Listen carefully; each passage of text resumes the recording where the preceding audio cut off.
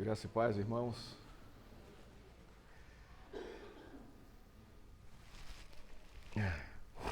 Tivemos essa semana em São Paulo, no curso do mestrado, lá no Mackenzie, no departamento da Igreja Presbiteriana, o André Jumper. Essa instituição, chamada André Jumper, ela tem como finalidade a capacitação dos pastores presbiterianos, no aprofundamento do estudo, aprofundamento das Escrituras. E eles têm vários cursos, né, teológicos de aprofundamento, de especialização a doutorado, né? Então é uma coisa bem elaborada, muito bem administrada.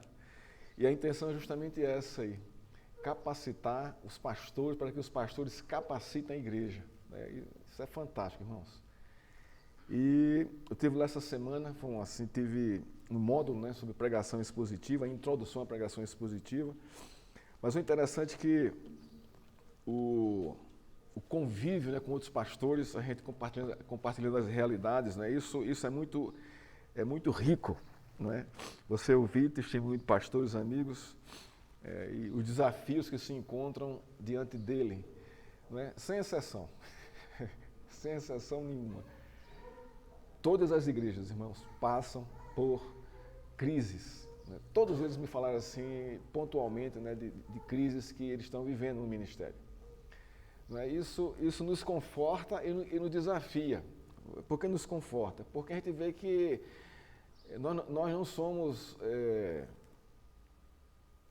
a pedra no meio da curva, como assim dizer. Nós não somos exceções das nossas lutas aqui, das nossas crises. Não, isso faz parte da igreja. Isso nos conforta. E também nos desafia. Pelo seguinte, a gente vê lá os pastores empenhados no crescimento, na edificação da sua igreja, capacitando a liderança e capacitando os membros, né? Então essa interação é muito boa, é muito saudável, né? A gente percebe isso aí, gente de todo canto, Nordeste, Sudeste, Sul, Norte, né? Tinha gente da fronteira com o Uruguai lá embaixo, Uruguai não, é Argentina, né? Uruguaiana, né? Não é Argentina? Uruguaiana é Uruguai, né? Gente de lá e gente do extremo norte. Pastores, assim, que para chegar lá ele gasta 24 horas para ir, 24 horas para voltar, barco, avião, um monte de coisa. Mas estavam lá, né, sendo capacitados para abençoar a igreja do Senhor. E foi uma semana muito boa, né, muito boa. Só achei ruim foi o choque térmico, né? Eu fui de ônibus, um frio de rachar dentro do ônibus, cheguei lá, um frio de rachar na sala de aula e um frio de rachar no hotel. Então, quando eu cheguei aqui ontem, nossa, eu estou com uma gripe aqui só por causa desse choque térmico. São Paulo muito quente, quente abafado, né? Então você sai, né, desses lugares aí e acaba contraindo uma gripe. O André Jump, ele oferece bolsa para os pastores, isso é muito interessante. A gente não tem qualquer custo, nem com hospedagem e nem com a parte didática, né, do conhecimento. A igreja, ela contribui com isso. Então, toda a logística, né, do meu curso é uma bolsa, né? Você dá a entrada na bolsa, ela sendo aprovada, você está tranquilo, né? Manda os documentos para lá. Então, eu estou indo com a bolsa. A igreja me ajuda, né, com a manutenção diária. Café da manhã, almoço e um lanchinho à noite, né? É isso aí. Então, vocês têm participado junto comigo, eu agradeço a vocês, né, por esse incentivo, né? A gente tenta falar, e a minha ideia é justamente essa, né? É capacitar a igreja, né, na questão do ensino da teologia, para que vocês cresçam e amadureçam no Senhor. O meu objetivo não é ter diploma, não é ter título, isso não me interessa. Isso para mim tem qualquer valor isso aí. O que me interessa é ser capacitado para capacitar a igreja, aí me interessa. Eu não quero para mim o que eu estou aprendendo lá. Eu quero passar para a igreja isso aí, para que a igreja, não é, caminhe na graça e no conhecimento do Senhor. Então, irmãos, eu agradeço muito a vocês, a oração de vocês, né? E esse empenho, né? Esse empenho que vocês estão tendo. Eu sei que muitos aqui não estavam sabendo disso, né? Desses detalhes aí. Mas o fato é esse, né? Graças a Deus por isso, né? Irmãos, nós estamos seguindo aqui no nosso panorama do Novo Testamento. E nós começamos a estudar a carta de Paulo à igreja de Corinto. eu falei na aula passada que provavelmente essa é a igreja mais complicada de todo o Novo Testamento. Muito complicada. É uma igreja dividida, é uma igreja facciosa, é uma igreja orgulhosa, é uma igreja que não tem disciplina, tem pecados aberrantes dentro dela e a liderança não toma providência. Não é? Então, é uma carta que revela, não é? Deus com a sua mão, através do seu ministro, né? Tratando a igreja, doutrinando a igreja e chamando a igreja para o prumo correto. Agora, é de se pensar também, isso é muito saudável, é no contexto dessa carta aqui, do contexto aqui de Paulo em Coríntios. Nós estamos aqui no primeiro século, um ano de 50, 55 a 60, então está bem recente, né, da partida de Cristo, e o evangelho se expande ali na Ásia Menor, no Império Romano. Não é? Então, o que eu estou querendo que vocês pensem, né, na dificuldade desses pastores, não é, trazerem uma nova doutrina a esse povo, que vive assim dissolutamente, ainda mais em Corinto, uma cidade portuária, né, muito prostituída, né, pela influência grega e um monte de coisa aí. Então, o desafio não é fácil para ninguém aqui no primeiro século. O desafio é muito grande, porque a instrução e a doutrina é quem vão pautar, né, a igreja no caminho do Senhor. E é um trabalho muito árduo, porque nem sempre os pastores são bem recebidos, são aceitos. Não é? Nem sempre, não é, a igreja responde, não é, à altura do que ela está aprendendo. Não é? Então a gente vai ver aqui no Novo Testamento, em todas as cartas, não é, que o intuito, né, o objetivo do Senhor, não é, através pelo mover do seu Espírito, né, é doutrinar a igreja. O que deve, o que não deve, como se deve portar, como se deve andar, como se deve ter uma relação saudável com Cristo. O intuito é esse. Por quê? Porque as pessoas aqui, irmãos, elas não têm conhecimento a respeito de Deus. Está sendo formado no coração delas, na mente delas, não é, o conhecimento de Jesus Cristo. E Deus usa os seus servos aqui com muito poder e autoridade para trazer a palavra de Deus a eles. É interessante que alguns historiadores, né, alguns teólogos da Reforma, eles dizem o seguinte, que a voz do profeta, o profeta que eu falo é aquele que prega, que ensina a palavra de Deus, aqui no contexto Paulo, é a voz de Deus. Vox Deus. É como se Deus estivesse falando pela boca de Paulo. E essa é a verdade. Não são todos que são assim. Mas você tem que conferir o que ele fala com a Escritura, para ver se realmente está de acordo. Aí você vai dizer, mas pastor, eu vou ouvir Paulo pregar aqui na época. Vou. E como é que eu vou conferir se o que ele fala está correto? Não é uma boa pergunta? Quando não havia nada escrito ainda. Como era que eu ia comprovar isso aí? Como era que eu ia dizer, não, ele está falando pela boca de Deus mesmo, é Deus falando conosco aqui. Qual era o documento que já se tinha em mãos naquela época? O Velho Testamento, irmãos. O Velho Testamento. Então, o que eu quero dizer, todas as cartas e todos os evangelhos estão fundamentados no Velho Testamento. Está tudo ali. Né? É trazido para essa nova dispensação todos os seus princípios em relação a Deus, em relação à conduta com Deus, em relação à conduta de uns com os outros e com as condutas sociais e como se deve viver em comunidade na igreja. Está tudo no Velho Testamento, tudo, sem exceção. Paulo não se fundamenta em outro documento a não ser o Velho Testamento, nenhum deles. Então, o Novo Testamento ele é rico em textos, em contextos do Velho Testamento. Então, quando Paulo chega em Corinto, ele funda Corinto na sua segunda viagem missionária, né? Ele chega lá, ele é impactado com a realidade, ele quer ir embora porque ele percebe que não é bem recebido. Abre aí em Atos capítulo 18.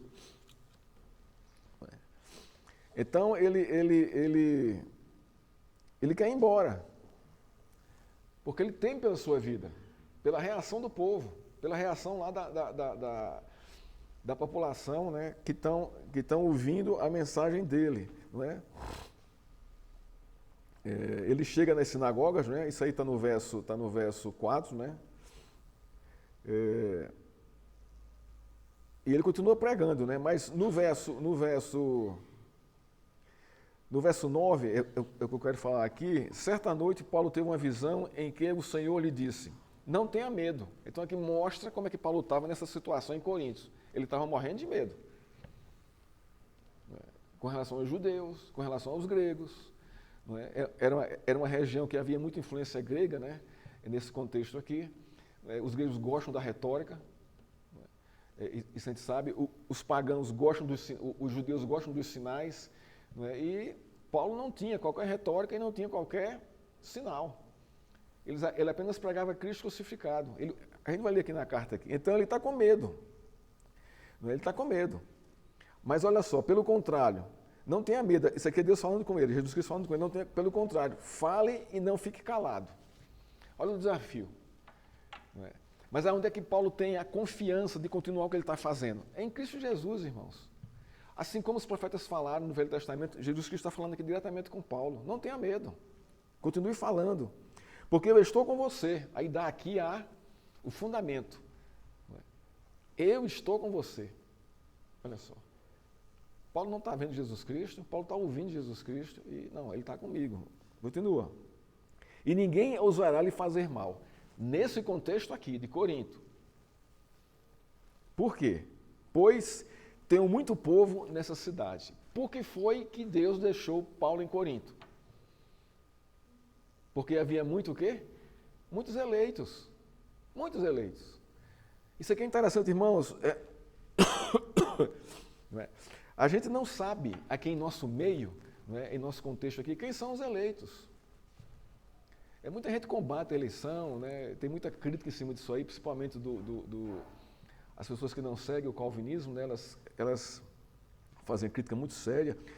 Mas se você ler e estudar direitinho o Novo Testamento, você vai ver que, e também o Velho Testamento, você vai ver que é impossível não crer na eleição de Deus. Então, Paulo, você vai ficar em Corinto, porque eu tenho nessa cidade muita gente eleita. E aí, assim Paulo permaneceu, 11, em Corinto, 1 ano e 6 meses, ensinando entre eles a palavra de Deus. E a igreja foi crescendo. Então, como é que Corinto surge? Dessa forma aqui. Olha o contexto aqui, de tensão, de crise, de medo, de pavor. Mas não, olha, Paulo, eu estou vendo toda essa realidade, eu estou com você. Prega porque eu tenho muito eleito aí. Aí, o que a gente pensa aqui? Né? Qual o tema central desses versos aqui? A soberania de Deus, irmãos. Deus é soberano, né? É soberano. E é nesse conhecimento de que Deus tem ali muitos eleitos que Paulo vai evangelizar. Porque ele não sabe quem é. Então, a igreja de Corinto, ela surge, né, nesse contexto aqui. Né? Em Atos 18, né? A caminhada de Paulo na sua segunda viagem missionária. Então, vamos voltar aqui ao nosso tema de 1 Coríntios, né? Pegando esse contexto aí, a gente caminhou por ele. E nós paramos, na aula passada, nós vimos o autor, que é Paulo, nós vimos a data e o local que ele escreve de Éfeso, entre o ano de 53 e 55. O tema principal é a unidade da igreja. Paulo está preocupado com isso. É uma igreja completamente dividida, facciosa, não é? Devido ao orgulho de alguns, ou da maioria. Não é? E vemos aqui alguns problemas centrais dessa igreja. Primeiro, a arrogância dos membros mais poderosos. São arrogantes. São muito arrogantes. Não é? Isso aqui. Vimos também o individualismo faccioso. Eu sou de Paulo, eu sou de Apolo, eu sou de Cefas, eu sou de Cristo. Mas como é que Paulo soube disso? Como é que Paulo soube disso? Uma família, a família de Cloé, que preservava pela igreja, comunicou a Paulo o que estava vendo na igreja. Aí Paulo vai, ele está em Éfeso, escreve uma carta. Ele provavelmente não poderia ir lá, mas ele promete ir. E escreve uma carta para doutrinar a igreja e o pastor que está lá para ministrar a igreja, né? E são muito orgulhosos. Né? Essa é uma palavra aqui que se repete aqui com muita frequência. Quer ver aqui no capítulo 2 aqui, a gente vê muito Paulo falando sobre essa questão do orgulho, não é, dessa igreja aqui. Então a gente percebe que Paulo está preocupado em trazer, não é, a unidade da igreja por meio da pregação do Evangelho, por meio da pregação de Cristo. Não é? Ele diz aqui no verso 17 do capítulo 1, afinal, Cristo não me enviou para batizar, mas para pregar o Evangelho, não com sabedoria de palavras, para que não se anule a cruz de Cristo. Então, qual era a tendência da igreja? Sabedoria de palavras. Os bons oradores, uma boa retórica, Não é? Aquela coisa, você vê aqui o mundo grego aqui dentro, influenciando a mensagem do Evangelho. Né? Então, estava se desviando do Evangelho para se entrar numa retórica filosófica. Podemos dizer assim, se é o caso aqui. Então, Paulo vai dizer, olha, eu não vou pregar vocês com sabedoria humana. Eu não vou estar preocupado com isso.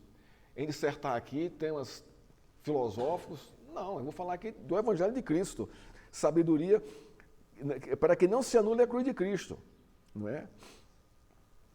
Então, ele também, ainda no capítulo 1, ele fala da vocação da igreja. Isso aqui é muito interessante, porque ele vai quebrar ele vai quebrar esse orgulho, né? Essa prepotência que a igreja tinha. Ele puxa o tapete quando ele diz assim, irmãos, considerem a vocação de vocês.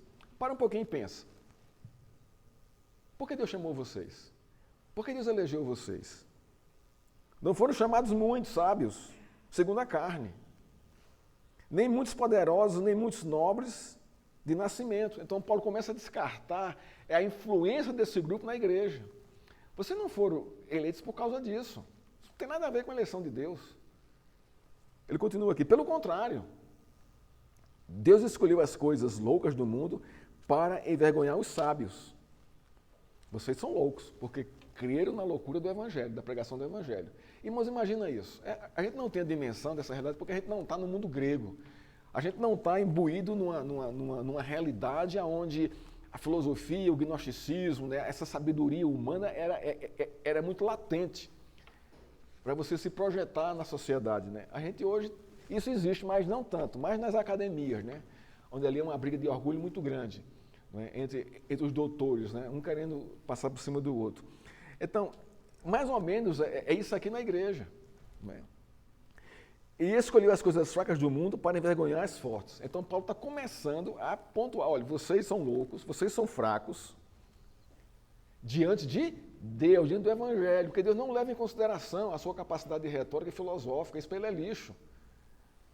Deus escolheu as coisas humildes do mundo, e as desprezadas, e aquelas que não são, para reduzir a nada as que são, a fim de que ninguém se glorie na presença dele. Então, ninguém se gloria, o que é isso aqui? Orgulho. Eu sou de Paulo, eu sou de Apolo, eu sou de Jesus, olha só a espiritualidade aqui. Como é sutil, irmão, o orgulho espiritual. É sutil, é muito sutil. Ah, eu sou de Cristo. Você quer ver em nosso contexto o orgulho espiritual? Para que doutrina? Não precisa de doutrina não, vamos estar no mover do Espírito. Isso é orgulho espiritual, irmãos. Eu sou do Espírito Santo. Então você não dá a menor atenção às Escrituras. Você relega a palavra de Deus. Não, é o que eu penso, é o que eu sinto. Então quando eu me arrepio é porque o culto foi bom. Então você começa a embasar a fundamentação da sua fé, né, nas suas emoções. E não aceita que ninguém faça o contrário. Eu falo o contrário contra você. Não, cara, isso não é por aí não é. Então isso é um orgulho sutil lá dentro dos crentes, que não se submetem às Escrituras. E nós somos orgulhosos, irmãos. Eu digo isso por mim. Digo, nossa, a minha natureza é podre demais.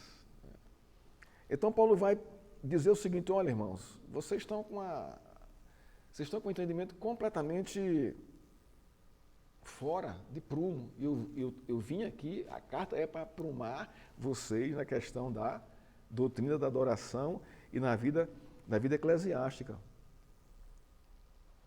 A fim de que ninguém se glorie na presença de Deus. No culto? Não, irmãos. O que é a presença de Deus? Coram Deo. Isso é uma palavra, né, latina, né? Presença de Deus. E todo o tempo eu estou na presença de Deus. Não é só na igreja, não. Então Paulo diz, olha, não se glorie na presença de Deus, onde você for. Ah, você tem mestrado, você tem doutorado, então, ó, você chega nos lugares, ó, já é assim, eu sou o cara. Ninguém está sabendo disso, mas você está dizendo isso para você mesmo. E você é um crente. Isso é o quê? Orgulho. Orgulho. Tem como. Porque o seu mestrado, o seu doutorado, a sua especialização é para serviço do outro. É isso que a doutrina nos chama. Capacite-se para capacitar outros, não para guardar em si e ser orgulhoso. Então, eu sou de Paulo, eu sou de Apolo. Quem era Apolo? Apolo, provavelmente, irmãos, era dos servos ali do Senhor, né, que tinha maior retórica. Era um grego. Falava muito bem. Quem não gosta aqui da pregação de Hernandes Dias Lopes? O cara fala assim que você fica, meu Deus, que mente é essa? Eu faço isso. Como é que esse cara consegue? Ele tem uma retórica espetacular. Mas isso não pode sobrepor os princípios que ele está me ensinando. Eu não posso elevar. Eu só escuto Hernandes. Ou eu só escuto Nicodemos. Ou eu só escuto Heber Campos Júnior, Felipe Fontes, aí, Mauro Master, e por aí vai. Né? Esses pastores que são bem capacitados para o ensino, para a pregação. Né? Mas vocês são dele, em Cristo Jesus, que se tornou para nós, da parte de Deus, sabedoria, justiça, santificação e redenção. Olha só o que é que Paulo está preocupado com a igreja aqui. Sabedoria do Evangelho, da doutrina, justiça de Cristo, que é substitutiva, santificação é um chamado a viver, né, uma vida separada para Deus, né, e redenção, que vai ser a consumação da história, que Deus redimindo o seu povo. Né? Para que, como está escrito, aquele que se gloriar, glorie-se no Senhor. Então, isso é o orgulho espiritual dessa igreja. E não é fácil trabalhar com isso. Não é fácil, irmãos. Não é? Você se quebrantar e reconhecer o seu erro, não são todos. Eu falo dos crentes. Tem muito crente orgulhoso, que não admite, não é, que está errado, que não é por aí o caminho, que tem que tratar, tem que mudar. Difícil. Mas qual é o papel da igreja, do pastor? Olha, apontar isso aí. Chegamos então aqui ao capítulo 3, né? Quando Paulo vai chamar esses irmãos e dizer, olha, vocês não são espirituais. Porque o espiritual não age desse jeito. Há um contraste aqui do que vocês estão pregando, estão dizendo que são, e com a realidade confrontada pelo Evangelho. Vocês não são, vocês são carnais. São crianças em Cristo. Né? Aí daqui no verso, porque vocês ainda são carnais, porque se há ciúme, brigas entre vocês, será que isso não mostra que são carnais e andam segundo os padrões humanos? Intrigas e ciúmes. Sabe qual é o maior problema da liderança hoje da nossa igreja? Chama-se ciúme. Os pastores com ciúme dos presbíteros, dos diáconos. Porque muitos são carismáticos, muitos são mais inteligentes, e ele fica enciumado isso aí, começa a tolher, começa a cortar, não é? A liberdade desses homens de servirem a igreja. Ciúme, insegurança. É um problema sério hoje na nossa igreja, irmãos. Pastores inseguros, ciumentos, que não têm uma igreja enorme, não tem um pastor auxiliar, porque ele não sabe dividir. Não sabe dividir a igreja com outros pastores. Por quê? Ciúme, tem medo. Ser colocado para trás, ser preterido pelos outros. Está assim, ó. Isso é homens, isso são pastores, né? Isso é realidade no nosso meio. É para ser assim? Não, não é para ser assim. A igreja é minha? Não, não é minha. A igreja de Moreira, do Tiago? Não. Eles estão aqui para quê? A gente está aqui para quê? Para servir a igreja. Não é? Então, Paulo vai tratar isso aí e pontuar isso com muita graça, porque ele chama assim, como crianças em Cristo. Ele não fala que eles são descrentes. Ele fala que são infantis, são neófitos na fé, são crianças em Cristo. E precisam de quê? Disciplina. Precisam de ajustes. Né? Porque vocês andam segundo os padrões humanos. Quando vocês dizem eu sou de Paulo, outro diz eu sou de Apolo, não é evidente que vocês andam segundo os padrões humanos? É. É uma pergunta retórica, você sabe a resposta? É. Quem é Apolo e quem é Paulo? Aí ele vai confrontar aqui, né? São servos por meio de quem vocês creram. São servos de quem? De Deus. Por meio de quem vocês chegaram a crer. Então Paulo aqui diz, olha, a igreja é de crente. Não é de descrente, não. Né? E ele continua aqui no verso, vai aqui no capítulo 3, depois ele vai chegar aqui no capítulo, ele vai dizer que a sabedoria humana, essa sabedoria humana, né, que projeta o homem, é uma sabedoria ilusória, é sem verdade. Né? Isso aqui é interessante, irmãos. Eu queria fazer uma breve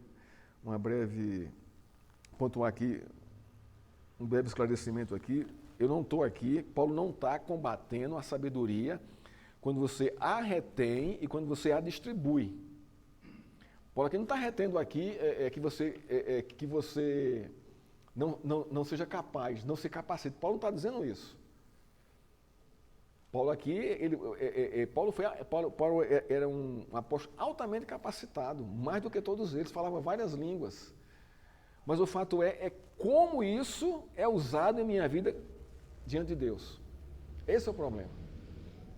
Se é para me elevar meu orgulho, encher meu ego, ou se é para realmente servir aos outros. A gente vê Paulo aqui, irmão, descalço, sendo preso, açoitado, e um cara assim, altamente capaz, não tinha no Sinédrio alguém com a capacidade, né, teológica, né, de Paulo. Não tinha, irmãos. E, no entanto, ele está servindo a igreja do Senhor. Então, é esse ponto aqui. Capacite-se, estude, aprofunde, mas não enche o seu ego por causa disso, porque vai acabar mal. Vai acabar mal. Mas utilize isso, né, para servir aos outros. E não tenha isso como seu cavalo de batalha. Eu sou doutor, eu sou mestre, eu tenho especialização, então eu não sou qualquer um. Você é qualquer um. Você é formado igualzinho aos outros, né? Mas aproveite essa sua capacidade e, abençoe os outros. O capítulo 4 aqui, não é? Paulo vai falar, né, da questão ainda do orgulho aqui, não é?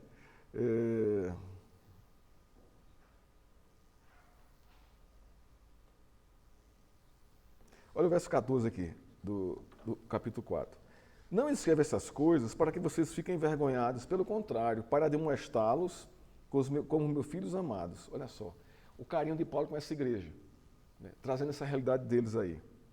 Porque ainda que vocês tivessem milhares de instrutores em Cristo, não teriam muitos pais, pois eu gerei vocês em Cristo, Jesus no Evangelho. Então, olha, eu sou responsável por vocês. Por isso que eu estou fazendo isso para vocês. Portanto, eu peço que vocês sejam meus imitadores. Olha só. Irmão, vê a humildade de Paulo aqui, irmãos. Que humildade isso aqui. Que humildade isso aqui. Né? Imitem-me. Está se colocando como exemplo aqui. O verso 18 aqui. Alguns de vocês se encheram de orgulho, como se eu não fosse mais visitá-los. Está vendo aqui o orgulho aqui da igreja? Ele pontuando aqui de novo. Aqui ele vai dizer, mas em breve no Senhor, né, se o Senhor quiser, irei visitá-los, então conhecerei não a palavra, mas o poder desses orgulhosos. Eu vou confrontar vocês aí, não de uma maneira violenta, né, mas pela palavra, conhecimento de Deus. Né? O capítulo 5 aqui, irmãos, nós vamos entrar aqui no péssimo testemunho social. Né? Podemos dizer assim que Paulo sai desse tratamento do orgulho e vai entrar aqui numa prática assim, terrível na igreja, que é o péssimo testemunho social. Olha só, verso 5, verso 1. Ouve-se por aí, entre vocês, que entre vocês existe imoralidade tal, como se não existisse nem mesmo entre os gentios, isto é, que alguém se atreva a possuir a mulher do seu próprio pai. Dentro da igreja, não é fora da igreja não, isso aqui. Vocês estão vendo? Não é? O que é uma igreja e o cuidado de um servo do Senhor para tratar a igreja, tratar essa situação aqui, dentro da disciplina eclesiástica, da disciplina bíblica aqui. Irmão, isso aqui é um horror. Isso aqui é algo assim que choca a própria sociedade aí fora. Mais do que a gente está vendo aí. Talvez hoje não deem tanta atenção a isso, mas o fato aqui, que no contexto aqui, era terrível. O que aconteceu aqui, segundo alguns estudiosos e teólogos? A mãe morreu, ele casou de novo, e aí ele se engraçou da segunda mulher do pai. Por aí. Aqui não é um incesto em si, mas uma coisa próxima. Mas aqui é adultério mesmo, a prostituição, né? A coisa aqui é terrível. Né? E Paulo vai combater isso aqui. Alguém que se atreva a possuir a mulher do seu próprio pai. E vocês andam cheios de orgulho, quando deveriam ter lamentado e tirado do meio de vocês quem fez uma coisa dessas. Cadê o pastor? Cadê a disciplina na igreja? Que está sabendo disso e não está fazendo nada. Vocês estão endossando isso. Como é que pode isso, irmãos? Isso é Paulo falando com eles. Isso já devia ter sido tirado da comunhão da igreja. Ele não poderia ficar aí, não tem como. Porque ele não tem frutos de arrependimento. Ele não tem testemunho de quem é um cristão. Então, Paulo vai entrar aqui pesado. Em cima da igreja, com relação à disciplina, que ninguém aqui estava nem aí, e com relação a esse rapaz. Você está vendo, irmãos? Uma igreja sem disciplina não funciona. Vira uma bagunça. Vira uma bagunça, mas o que é a disciplina na igreja, irmão? Qual é o papel da disciplina na igreja? É expulsar o membro? A gente vai ver aqui que a intenção de Paulo não é expulsar esse homem, mas é levá-lo ao arrependimento e à reconciliação. A gente vai ver aqui no decorrer do texto aqui. Se houver arrependimento desse homem aqui, ele vem. Se não, ele vai ser expulso mesmo. Mas a intenção aqui é chamar para junto, é exortar a igreja com relação ao fato e à disciplina da igreja, que não pode ficar assim, e chamar esse irmão, quem? O corpo, os presbíteros e o pastor, e discipliná-lo. Porque não se pode, isso contamina todo mundo, irmãos. Por isso que é tão grave, né, quando a liderança peca. E é um pecado assim que realmente choca, né, a sociedade e a igreja. Por que pastores são afastados quando adulteram? É muito simples. Porque se não afastar, o que é que vai acontecer? Qual é a lógica? Pode responder. Se não afastarmos o irmão em pecado grave, sem que haja arrependimento, o que é que vai acontecer? Hã? A igreja vai ser contaminada e o que mais? Tem a segunda coisa aí. Vai sofrer o quê? O juízo de Deus. Simplesmente isso. Irmãos, Deus vai cobrar da igreja. E todo mundo vai sofrer. Não é só o fulano que fez isso, não. Deus vai pesar a mão sobre a liderança e sobre toda a igreja. A igreja vai ser ajuizada até que a coisa seja consertada. Pois não, Marlene.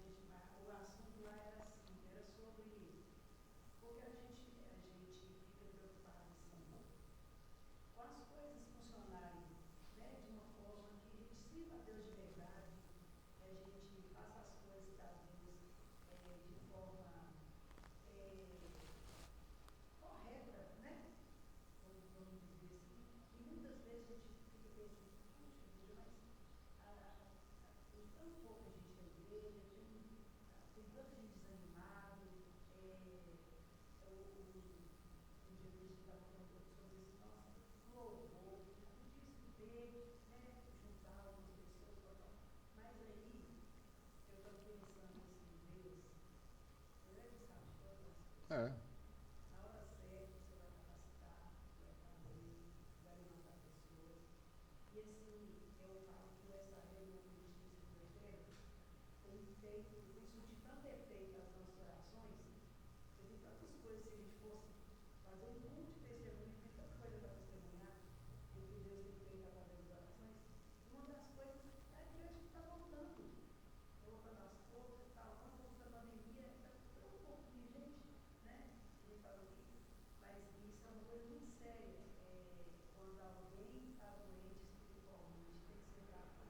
Tem. Porque ou a liderança vai, por exemplo, alguém pecou aqui entre nós, e alguém viu, e não comunicou com a liderança. O que é que vai acontecer? Essa pessoa é membro de que igreja? Da nossa aqui. O que é que vai acontecer? A gente vai sofrer com isso, até que, né, a coisa seja tratada. Né, vai ser tratada. Então, irmãos, liderança, né, você percebe logo, como você percebeu. A igreja não vai, não anda, está emperrada, está empacada, alguma coisa tem. Ou Deus está tratando a igreja de uma forma mais chamando para mais perto dele, quando não há pecado, ele está realmente provando a igreja, e a outra é quando realmente alguém está em pecado e a liderança não está nem aí, com nada.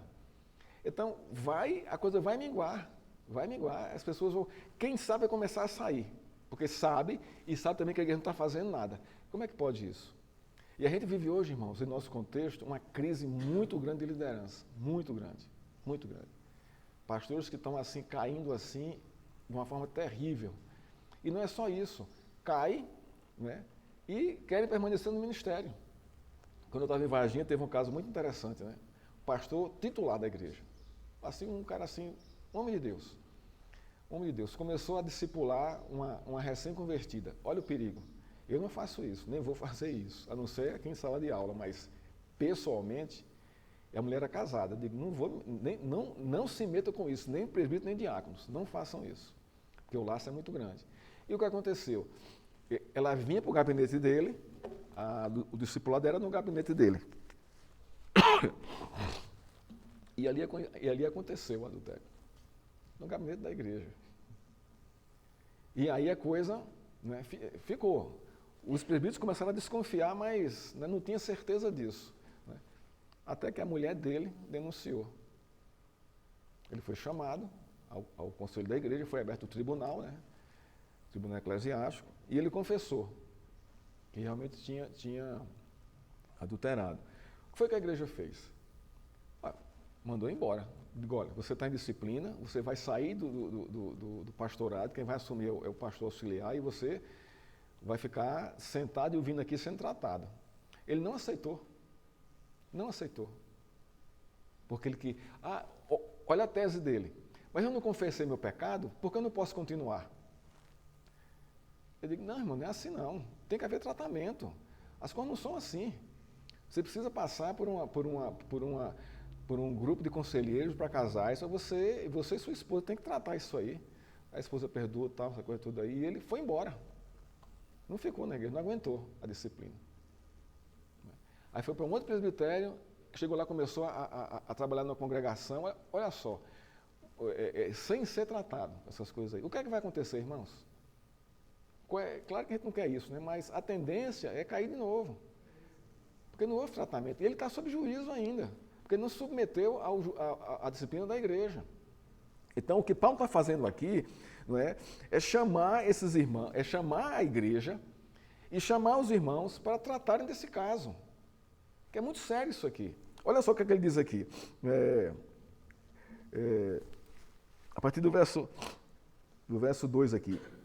E vocês andam cheios de orgulho quando deveriam ter lamentado e tirado do meio de vocês quem fez uma coisa dessas. Eu, na verdade, ainda que fisicamente ausente, mas presente em espírito, já sentenciei como se estivesse presente o autor de tal infama. Então, Paulo, de longe, já sentenciou esse cara. Em nome do nosso Senhor Jesus Cristo, reunidos vocês e o meu espírito, como o poder de Jesus, nosso Senhor, e que esse tal seja entregue a Satanás para a destruição da carne, a fim de que o Espírito seja salvo no dia do Senhor. Então, reúna a igreja, reúna a liderança e disciplina esse homem. Vocês têm meu apoio para isso, está aqui na carta. Façam isso. O que nos choca aqui, irmãos, é os termos que Paulo usa aqui, né? Que esse tal seja entregue a Satanás para a destruição da carne, a fim de que o Espírito seja salvo no dia do Senhor. O que é que Paulo está dizendo com isso? O que é que Paulo está dizendo aqui? O que é que Paulo quer com essa atitude da igreja? O que é entregar ele a Satanás, né? Para a destruição da carne. Hã? Não estou. Não, não é isso não, não. Levem esse homem ao arrependimento e crucifiquem a carne dele pelo arrependimento. Paulo está dizendo isso aqui. Não é que ele vai ser, vá para o inferno. Não, não é assim não. Porque ele é membro da igreja. Então levem esse homem a crucificar a sua carne. Né? Que isso é a ação do diabo. E como é que eu crucifico minha carne? Confessando o meu pecado e correndo para Cristo. Né? Ele vai aqui ainda mais. A fim de que o Espírito seja salvo no dia do Senhor. Então ele está dizendo o que aqui? E ministrem, caso haja arrependimento, que ele seja reconciliado com a igreja. Disciplina. Irmãos, o papel da disciplina é justamente esse. Trazer a sua consciência do seu pecado, e isso deve levar ao arrependimento, porque a graça de Deus vai confrontar você, você vai se arrepender, sinceramente, e havendo arrependimento, há reconciliação, há restauração. A gente não pode, né, disciplinar alguém para sempre, ou expulsar da igreja. Não é assim que funciona. Não é assim que funciona. Por quê? Porque todo mundo aqui é pecador, irmãos. Se esse rapaz caiu aqui, eu também posso cair. Vocês estão entendendo o que é que Paulo está fazendo aqui? Como aplicar a disciplina na igreja? Chamem a liderança e confrontem esse moço, para que ele se arrependa. Ele continua aqui. Não é bom esse orgulho, olha só. Por que a igreja não fez isso? Ora, igreja que tem gente que é fã de Apolo, a igreja que é fã de Paulo, a igreja que tem gente que é fã de Jesus Cristo. Então, há aqui um certo orgulho aqui que impede isso. Não é bom esse orgulho que vocês têm. Por acaso vocês não sabem que um pouco de fermento leveda toda a massa? O que é que leveda a massa aqui? O nosso orgulho, irmão, a nossa prepotência. Joguem fora o fermento, o velho fermento, para que vocês sejam nova massa, como de fato já são, sem fermento, pois também Cristo, nosso Cordeiro Pascual, foi sacrificado. Por isso, celebramos a festa não com o velho fermento, nem com o fermento do mal e da maldade, mas com o pão sem fermento, o pão da sinceridade e da verdade. Então ele chama aqui não só o moço, mas toda a liderança da igreja aqui se arrepender do que está fazendo e restaurar isso aí, né? Olha o verso 11 aqui. Mas agora escrevo a vocês que não se associem com alguém que, dizendo-se irmão, for devasso, avarento, idólatra, maldizente, bêbado ou ladrão, nem mesmo como com alguém assim. Então aqui ele faz aqui uma diferença. Daqueles que são irmãos pelo fruto do arrependimento e aqueles que creem em Deus, mas vivem como se Deus não existisse. Então não tenham comunhão com eles. Não tenha, evita isso. Você não vai deixar de amar o irmão, você só não vai ter comunhão com eles. O que é comunhão, irmãos? Você se faz cúmplice da vida do outro. Não é isso? É. Você se torna cúmplice da vida do outro. Ah, pastor, vamos correr, bora. Aí, vamos passar ali no barzinho, tomar uma cerveja, comer uma costelinha. Eu digo, rapaz, esse testemunho não é bom não. Então você já, tirou, não vou, porque o testemunho não é bom para quem? Para quem está passando e vendo. Já pensou? Eu vi o pastor Marcelo, aonde? Lá no bar do Pereira, lá junto com o irmão, tomando uma cerveja e comendo costela. E já tinham tomado quanto? Umas 6. O que vocês vão pensar, irmãos? Hein? Não, irmãos, isso aí vai detonar com a igreja. Né? Detonar com a igreja, né? Não é que a palavra de Deus proíba você beber, manda não se embriagar, mas você tem que ser bom senso essas coisas. Se você gosta de cerveja, tome em casa com sua mulher. Tome vinho com sua mulher em casa, acabou. A coisa tranquila. Não é se embriagar, mas é saber ponderar essas coisas aí. Como a igreja é imatura, então a gente não aconselha fazer isso. Porque você pode, degringolar, né? Daqui a pouco ir embora, né? Oi?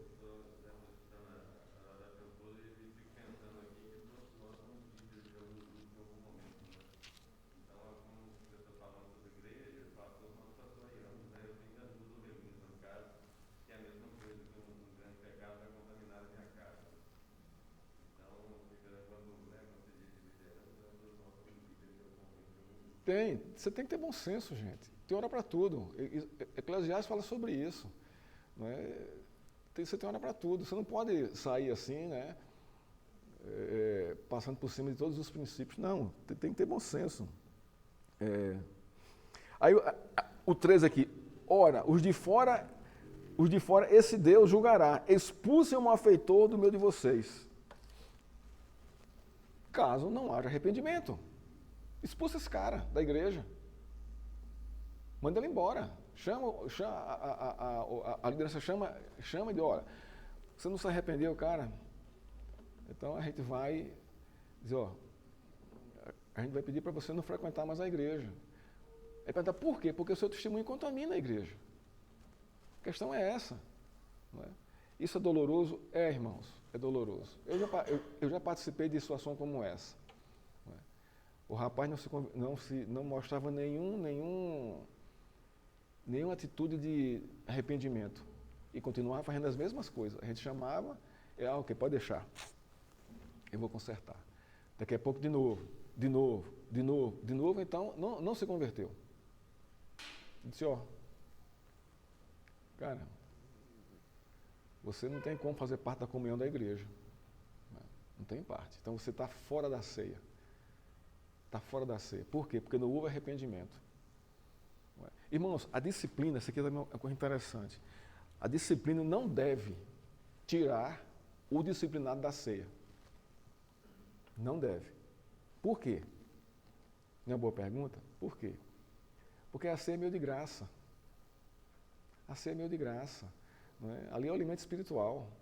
Se você exclui, não é, a esse nível aí, ele vai embora.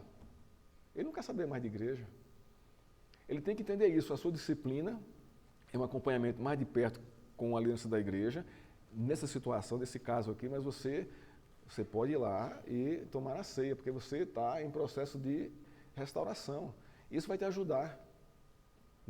Você não vai ficar totalmente excluído do contexto da igreja e da comunhão, né, com Deus. Me diga uma coisa, quando você peca, Deus quebra a comunhão com você? Hein? Quem quebra a comunhão? A gente. Muito bem, essa é a resposta. Está lá em Romanos 8. Deus não quebra a comunhão com a gente. Agora, a gente quebra a comunhão com Ele. E o que é que Ele quer? Que a gente restaure isso. Por meio de quê? Da ação, da disciplina, da igreja. Então, irmãos, paramos aqui no capítulo 5. Alguma pergunta com relação à igreja de Corinto? Ao que a gente viu aqui, não é? A arrogância dos membros, o individualismo faccioso, o orgulho espiritual da igreja e o péssimo testemunho social, né? Então, como é que uma igreja dessa ia testemunhar em Corinto desse jeito? Cara, eu conheço uma igreja que lá, o membro lá está dormindo com a mulher do pai. Quem vai para uma igreja dessa? Ninguém vai, gente. Ninguém vai. Isso aqui é muito grave mesmo, mas houve conserto, né? Graças a Deus. Né? Hein? Não tem aqui, não tem, o texto não fala isso. O texto não diz isso. Mas o que é que Paulo quer aqui? Paulo quer trazer o que para a igreja? Disciplina esse homem, cara, disciplina. Vocês estão aí para isso, a liderança. Não pode deixar isso acontecer. Então vocês estão vendo que Paulo está em toda a carta, né, disciplinando a igreja, essa igreja recém-formada. Não é? A necessidade da disciplina na igreja, disciplina eclesiástica, doutrinária. Não é o que eu penso, o que eu acho, não, mas o que a palavra diz e manda eu fazer. A disciplina, irmãos, é muito interessante. Estou eu aqui e está o disciplinado ali, mas entre mim e ele tem que ter escritura, para que ele não venha tomar rancor e raiva de mim. Então ele vai ser confrontado com a escritura. Não é comigo, não. O meu papel é esse. É chamar, exortar e mostrar. Mas o confronto ali, quem está fazendo é o princípio cristão. É a doutrina. Você está pecando, cara, você tem que tomar jeito. Não é assim que funciona. Toma jeito na vida. Aí você mostra na escritura o que está acontecendo com ele. E aí ele é confrontado com a escritura. Aí é onde vem o quê? O processo de arrependimento. Irmãos, quando eu prego aqui, né, eu entendo que é a voz de Deus, eu entendo isso. Deus está... Mas o fato é que a minha palavra, a minha oratória não convence ninguém. Não convence ninguém. Quem vai lhe convencer é o Espírito Santo por meio da exposição da Bíblia, se é fiel ou não. Aí ele convence, aí ele instrui. Não sou eu, não. Eu sou meramente um instrumento de Deus para que sua palavra seja proclamada, mas quem age no coração de vocês aí é o Espírito Santo, movendo, tratando, disciplinando, né? Convertendo, né? Trazendo consolo, conforto. É dessa forma que funciona. Né? Ok? Já está na hora aqui, né? São 10 para as 11. A gente para aqui e na próxima aula a gente vai ver aqui os propósitos da carta. A gente vai entrar mais aqui em detalhes, tá? Vamos trabalhar aqui o que é que Paulo, quais são os propósitos. Ah, desculpa, Nilva.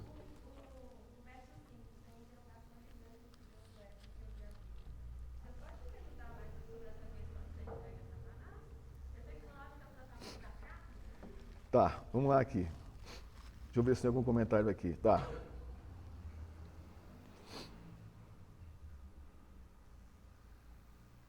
Olha só, eu vou ler aqui o comentário que está aqui, eu concordo com ele. O verso 5:5, entrega a Satanás, diz assim: provavelmente se refere a excluir da igreja, uma vez que aqueles que estão fora da igreja estão também no reino de Satanás. Então é isso, você não pertence aqui ao nosso reino. Essa atitude sua aponta para isso, você está no reino de Satanás ainda, é o que Paulo está dizendo aqui. Mas, destruição da carne, ele vai dizer o seguinte: embora nem sempre seja o caso, o pecado pessoal, por vezes, tem consequências físicas graves. Na carne dele. Por vezes, aqui não fala que é. Ele não está definindo aqui. Não é? Aí é outra parte. A fim de que o Espírito seja salvo no dia do Senhor. O propósito da disciplina não era punir o homem simplesmente por punir, mas sim para efetuar sua restauração à igreja e consequentemente, a sua salvação. Esse é o propósito de Paulo. Né? Trazer o homem o quê? Efetuar a restauração dele à igreja, da vida dele e da sua comunhão na igreja. Então Paulo mostra aqui que o seu testemunho não condiz com a realidade cristã. Você é filho do diabo. É isso que ele está dizendo aqui. Você está entregue a ele. Então ele está dizendo isso. Não é? Mas qual é a minha intenção? Sentar com ele, discipulá-lo para que ele venha para Cristo. Você está vendo como Paulo aqui, ele percebe a realidade, mas há uma realidade maior do que ele está vendo, que é a realidade de Deus. Vai falar para esse homem, para ele se arrepender. Agora, a Bíblia não fala, né, se ele foi arrependido ou não. Se ele arrependeu-se ou não, né?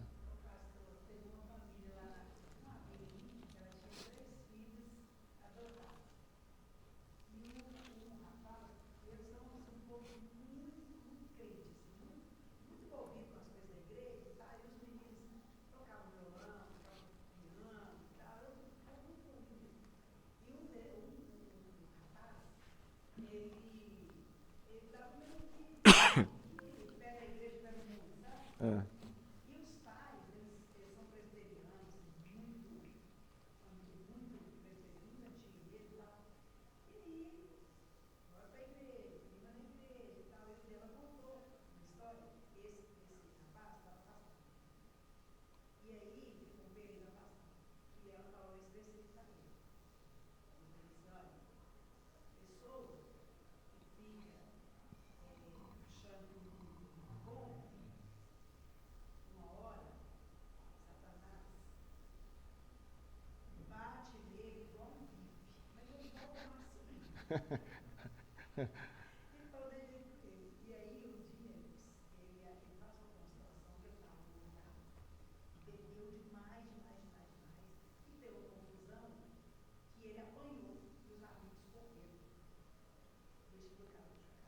Ele vai igual um bife, né?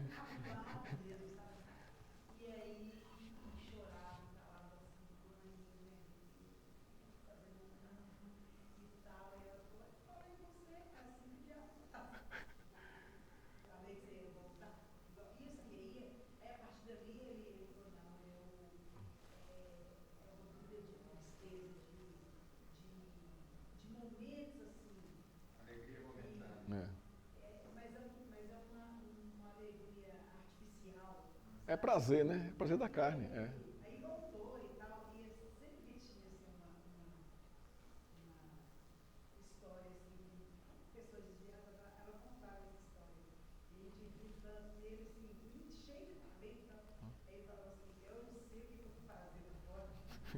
É interessante que a gente tem uma doutrina chamada doutrina da perseverança dos santos. Perseverança dos santos. A gente acha que é a gente que persevera, né? Mas não é a gente que persevera, é Cristo que persevera por nós. Por quê, irmãos? Segundo a confissão de fé, quando o eleito se desvia, ele vai voltar. Por causa da perseverança dos santos, né? Deus perseverando por ele. É o caso aí. Né? Então, quem persevera por mim e por você, não é você não, gente. Não pense que, eu estou jejuando 3 vezes por semana, eu estou orando 3 horas por dia, papapá. Então você começa a achar que isso é que vai fortalecer a sua perseverança. Isso é bom que você faça. Mas o fundamento não é esse. O fundamento é você crer na soberania de Deus, que é Ele quem persevera por você, porque você não peca? Peca. E aí? Como é que fica? Você perde a comunhão com Deus? Não. Ele vai tratar o seu coração para você se arrepender e voltar. Então é assim que Deus quem persevera por nós e em nós. Esse é o ponto. Então, quem é eleito, irmãos, isso também não serve de motivo para você estar debandando, né? Mas quem é eleito, mesmo que se desvie, vai voltar. Deus traz de volta. Não tem como. Não tem como. Não tem como. Porque essa é a fidelidade de Deus à sua palavra. Pois não?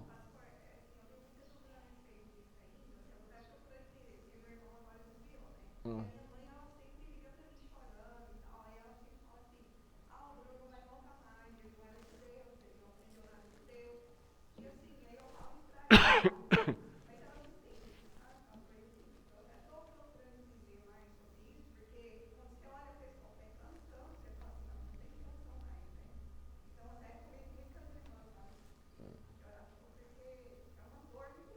É.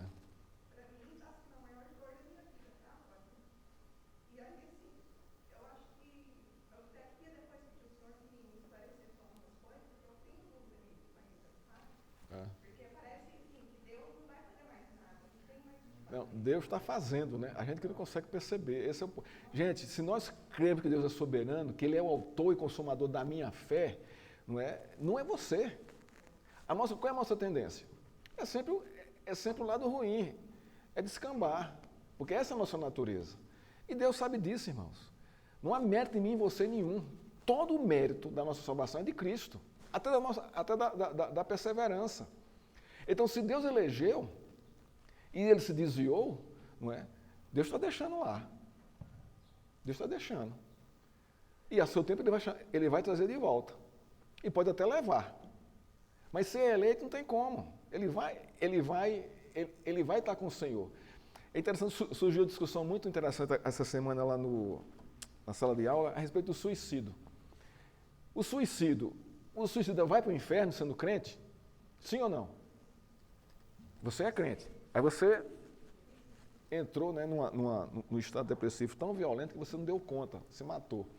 A pergunta é, ele vai para o inferno? Por quê? Hein? Mas por que a gente criou essa ideia de que ele vai para o inferno?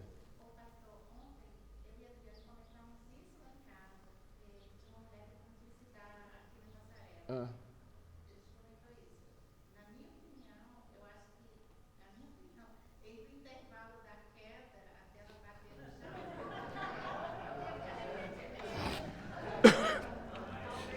Não, você, você não deve pensar assim, né? Nesse intervalo aí, né? A questão, irmãos, é que se é crente, não vai para o inferno. Não vai, não. Não tem como ser eleito. Quem foi que trouxe a ideia de que suicídio é pecado? A Igreja Católica. A Igreja Católica. E a gente absorveu isso.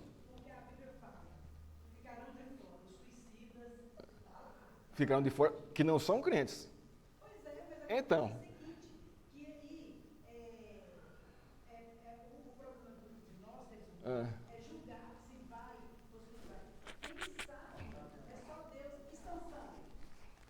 Né? Então, Sansão tá no céu ou não? Está na glória ou não? Tá, irmãos. Porque foi um instrumento de Deus. Deus usou Sansão como ele quis usar, ué. Então, a questão do suicídio, né? É algo subjetivo, mas não tem base só é pecado para os descrentes, porque aí não tem como. Aí ele vai para o inferno mesmo. Não vai entrar. Porque o ser eleito em Deus, né, ele pode estar numa crise violenta. Aí é humano, gente. É a parte humana dele. Isso também não deve trazer para você a ideia de que Judas se arrependeu naquele tempinho que ele se suicidou. Não pense isso. Porque Judas foi levantado já para esse tipo de coisa. Pois é, minha filha chegou em casa com essa ideia. Ela ouviu uma pregação e disse que Judas não teve tempo de se arrepender. Eu digo, olha, não é assim não. Judas foi levantado para isso. Ele cumpriu o propósito de Deus. Ele está no inferno bem, está lá. Não é? Pois não.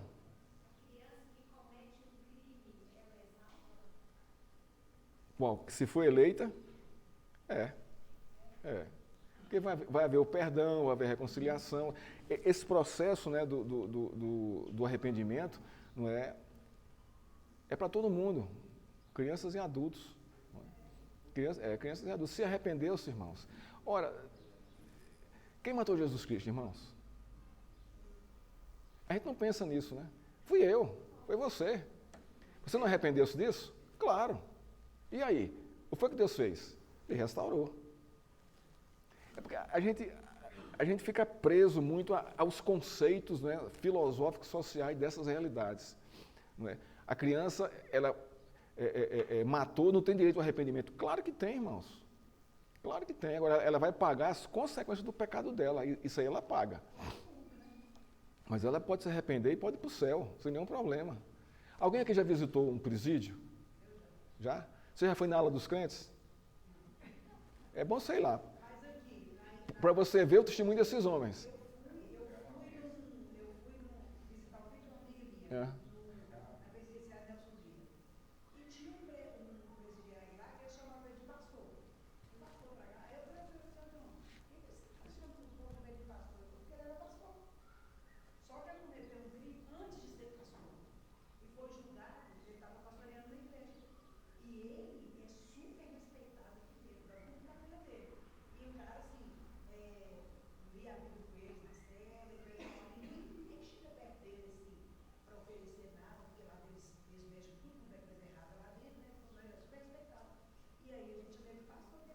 É.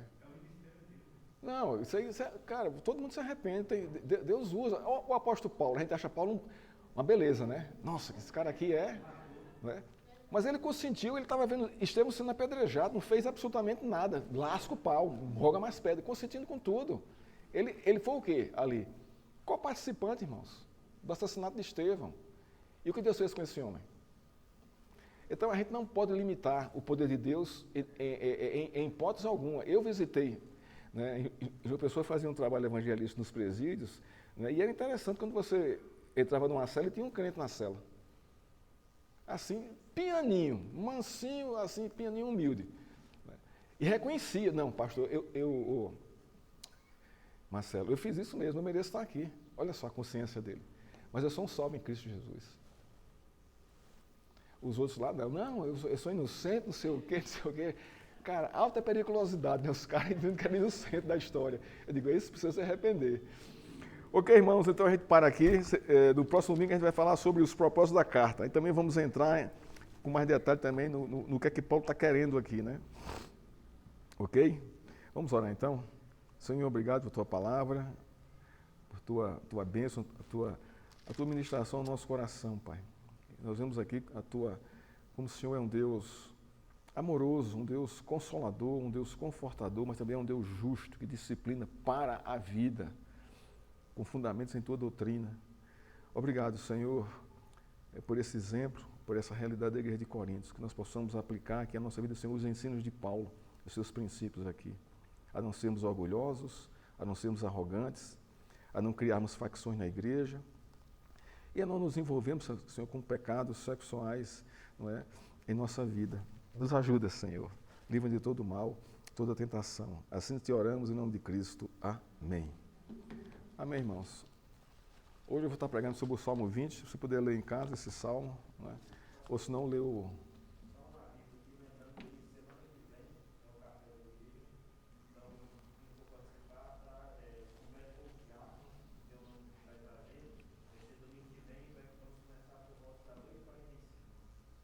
Domingo que vem, café da manhã, 8h45. É domingo de cedo também, né?